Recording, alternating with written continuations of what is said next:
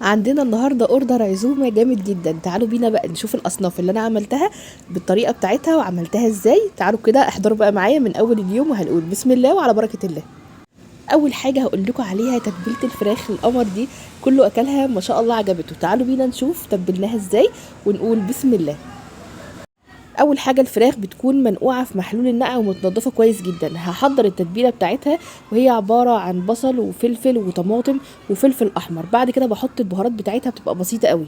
بحط ملح وفلفل والبهارات السبعة، وبحط بهارات فراخ، وبحط شوية سماق، بحط كمان سنة صغيرة كده من القرفة وسنة زنجبيل. تمام، بيديها طعم حلو جدا. بحط عليها ليمونتين.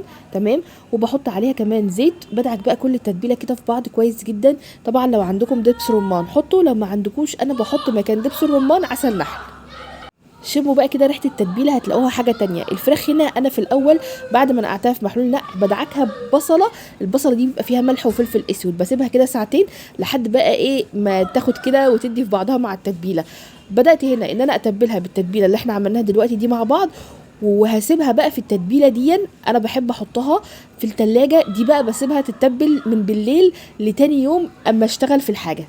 هنبدا بقى هنا نجهز المرته بتاعه البطوطه. هنعمل ايه بقى دلوقتي؟ هجيبت البصل زي ما انتم شايفين كده وهحط عليه البهارات بقى عباره عن ايه؟ ملح وفلفل اسود وبهارات فراخ والسبع بهارات ومعلقتين صغيرين من الكمون. الكمون بيبقى سنه زياده علشان يدي طعم المرته. هدعك كويس جدا بقى بايدي كده البهارات مع الحاجات دي كده مع بعض، وبعد كده هحط لها كوبايه من الميه، كوبايه صغيره يعني. بعد كده هحطهم على النار، واول ما تبدا انها تخش في السوا هحط لها رشه من الزبيب، ورشه الزبيب دي اختياري بس بيدي للمرته طعم مسكر كده حلو.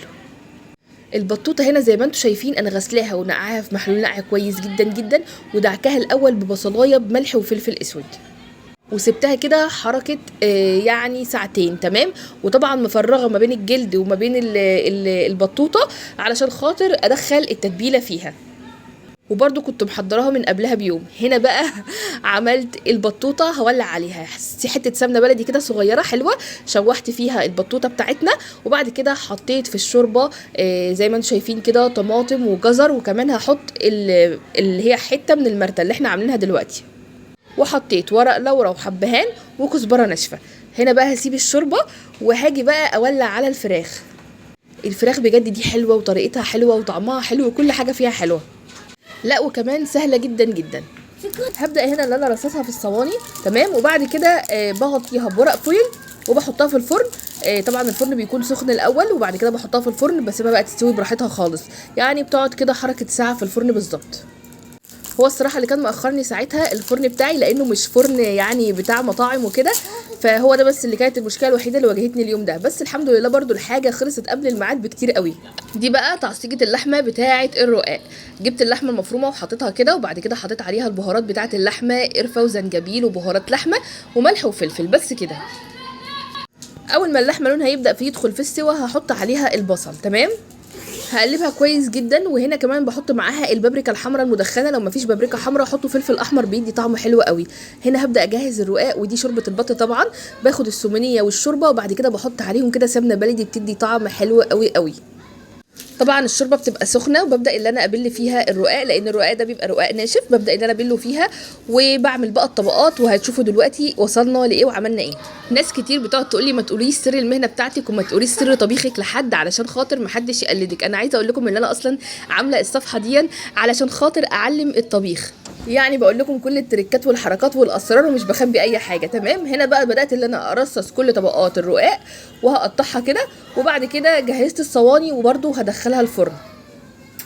هنا حمرت اللوز بتاع الرز اللي احنا هنعمله دلوقتي بالخلطه. تعالوا بينا بقى نشوف هنعمل الرز ازاي. اظن انكم حفظتوا طريقه الرز بالخلطه بتاعي. جبت البصل متقطع كده، حطيته مع زيت ومع سمنه بلدي، وحطيت معاه مرقه دجاج وورق لورا، وحطيت كمان الليمون اللومي الناشف.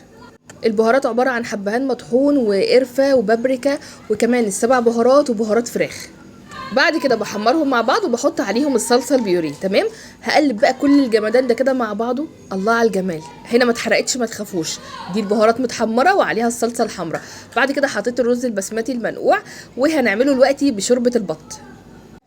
قلب قلب قلب وانزل بقى عليها بشوربه البطوط. طبعا انتوا عارفين المقادير بتاعه الميه، كوبايه الرز عليها كوبايتين من الميه او الشوربه. تمام، اول ما تبدا انها تتشرب وتدخل في السوا هحط عليها الزبيب، وبعد ما تستوي بحط عليها المكسرات. بعد كده الفراخ زي ما انتم شايفين استوت، والبطوطه كمان استوت تمام. طبعا هي استوت علشان احنا شلنا الشوربه بتاعتها واخدناها واشتغلنا بيها، بس احنا كمان حمرنا البطوطه وحمرنا الفراخ وكل حاجه بقت جاهزه. دلوقتي بقى هنحط حته فحمايه كده في الفراخ تديها طعم الشوي. بعد كده بقى قلت لاختي حبيبتي تزين لي الطبق بالتاتشات الحلوه بتاعتها، وهي بقى بعد ما غرفنا الرز وحطينا عليها البطوطه، وبعد كده هي بقى بدات تزين وتعمل الشغل الجامد اللي انتوا شايفينه ده. وطلعت احلى عزومه. وما تنسوش لو وصلتوا لهنا تصلوا على النبي، ولو عجبكم المقطع وعايزين مقاطع من دي تاني اكتبوا لي في الكومنتات، وتكتبوا لي بتتابعوني منين. وما تنسوش اهم حاجه بقى اللايك والاكسبلور، وتتابعوني انا منوعات ساره جمال. باي باي حلوين. بابا حلوين.